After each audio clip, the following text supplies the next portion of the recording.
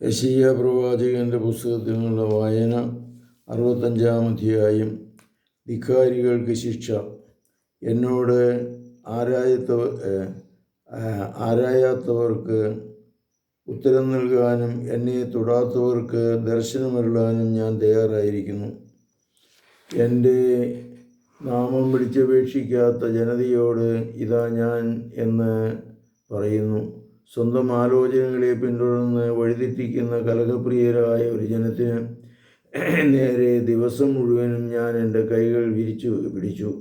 ഉദ്യാനങ്ങളിൽ ബലിയർപ്പിക്കുകയും ഇഷ്ടികകളിൽ ധൂപാർപ്പണം നടത്തുകയും ചെയ്തുകൊണ്ട് എൻ്റെ മുഖത്ത് നോക്കി എപ്പോഴും എന്നെ പ്രകോപിപ്പിക്കുന്ന ഒരു ജനത്തിന് നേരത്തെ തന്നെ അവർ ശവകുടീരങ്ങളിൽ ഇരിക്കുന്നു, രഹസ്യ സ്ഥലങ്ങളിൽ രാത്രി ചെലവഴിക്കുന്നു, പന്നിയിറച്ചി ഭക്ഷിക്കുന്നു, നിന്ദ്യമായവയുടെ സത്ത് പാനം ചെയ്യുന്നു. അവിടെ തന്നെ നിൽക്കുക, എൻ്റെ അടുക്കൽ വരരുത്, ഞാൻ വിശുദ്ധവനാണ് എന്ന് അവർ പറയുന്നു. അവർ എൻ്റെ നാസികയിൽ പുകയാണ്, ദിവസം മുഴുവൻ എരിയുന്ന തീയാണ്. ഇതാ എല്ലാറ്റിൻ്റെയും രേഖ എൻ്റെ മുൻപിലുണ്ട്. ഞാൻ നിശബ്ദമായിരിക്കുകയില്ല, പ്രതികാരം ചെയ്യും. അവരുടെയും അവരുടെ പിതാക്കന്മാരുടെയും തിന്മകൾക്ക് അവരുടെ മടിയിലേക്ക് തന്നെ ഞാൻ പ്രതികാരം ചെയ്യും. കർത്താവ് അരുളി ചെയ്യുന്നു. അവർ മലമുകളിൽ ധൂപമർപ്പിക്കുകയും കുന്നുകളിൽ എന്നെ നിന്ദിക്കുകയും ചെയ്തു. അവരുടെ പഴയ പ്രവൃത്തികൾക്കുള്ള ശിക്ഷ അവരുടെ മടിയിൽ തന്നെ ഞാൻ അളന്നു നൽകുന്നു. കർത്താവ് അരുളി ചെയ്യുന്നു. മുന്തിരിക്കുലയിൽ വീഞ്ഞു കാണുമ്പോൾ അത് നശിപ്പിക്കരുത്, അതിൽ ഒരു വരമുണ്ട് എന്ന് പറയുന്നത് പോലെ എൻ്റെ ദാസിക്ക് വേണ്ടി ഞാനും പ്രവർത്തിക്കും.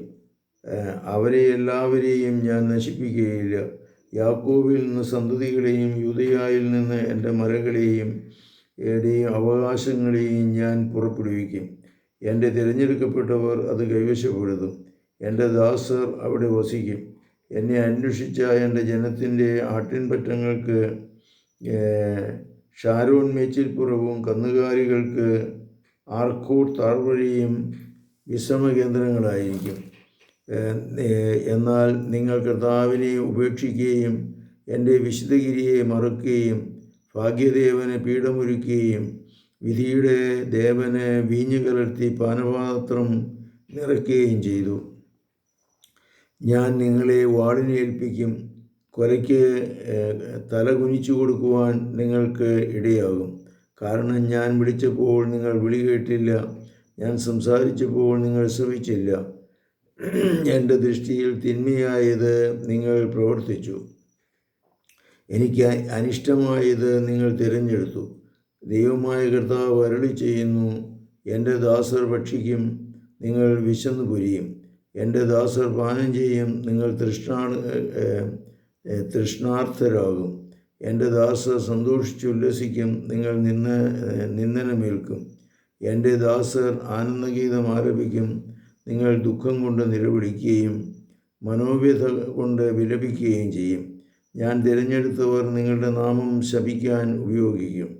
ദൈവമായ കർത്താവ് നിങ്ങളെ വധിക്കും. തൻ്റെ ദാസർക്ക് അവിടുന്ന് മറ്റൊരു പേര് നൽകും. ഭൂമിയിൽ അനുഗ്രഹം യാചിക്കുന്നവർ വിശ്വസ്തനായ ദൈവത്തിൻ്റെ നാമത്തിൽ അനുഗ്രഹിക്കപ്പെടാൻ ആഗ്രഹിക്കുകയും ശപഥം ചെയ്തവർ വിശ്വസ്തനായ ദൈവത്തിൻ്റെ നാമത്തിൽ അത് ചെയ്യും. മുൻകാല ക്ലേശങ്ങൾ ഞാൻ മറന്നിരിക്കുന്നു,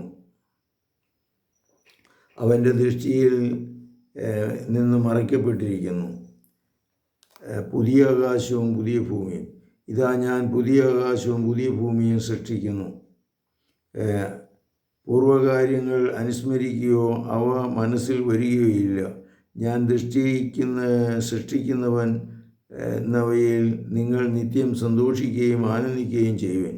യെരൂശലേമിനെ ഒരു ആനന്ദമായും അവളുടെ ജനത്തെ ആഹ്ലാദമായും ഞാൻ സൃഷ്ടിക്കുന്നു. യെരൂശലേമിനെക്കുറിച്ച് ഞാൻ ആനന്ദിക്കും, എൻ്റെ ജനത്തിൽ ഞാൻ സന്തോഷിക്കും. വിലാപസ്വരമോ കഠിനവേദനയോ നിലവിളിയോ ഇനി കേൾക്കുകയില്ല. ശിശുക്കളോ ആയുസ് തികയ്ക്കാത്ത വൃദ്ധരോ ഇനി അവിടെ മരിക്കുകയില്ല. 100-ാം വയസ്സിൽ മരിച്ചാൽ അത് ശിശുമരണമായി കണക്കാക്കും. 100 തികയുന്നതിന് മുമ്പുള്ള മരണം ശാപലക്ഷണമായി പരിഗണിക്കും. അവർ ഭവനത്തിൽ പണിത് വാസമുറപ്പിക്കും. മുന്തിരിത്തോട്ടങ്ങൾ വെച്ചുപിടിപ്പിച്ച് അവയുടെ ഫലം ഭക്ഷിക്കും. അവർ പണിയുന്ന ഭവനങ്ങളിൽ അന്യർ വസിക്കുകയില്ല.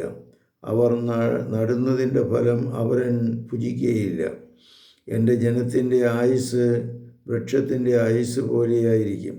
എൻ്റെ തിരഞ്ഞെടുക്കപ്പെട്ടവർ ദീർഘകാലം തങ്ങളുടെ അധ്വാനത്തിൻ്റെ ഫലം അനുഭവിക്കും. അവരുടെ അധ്വാനം വൃഥ ആവുകയില്ല. അവർക്ക് ജനിക്കുന്ന ശിശുക്കൾ അത്യാഹിതത്തിന് ഇരയാവുകയില്ല.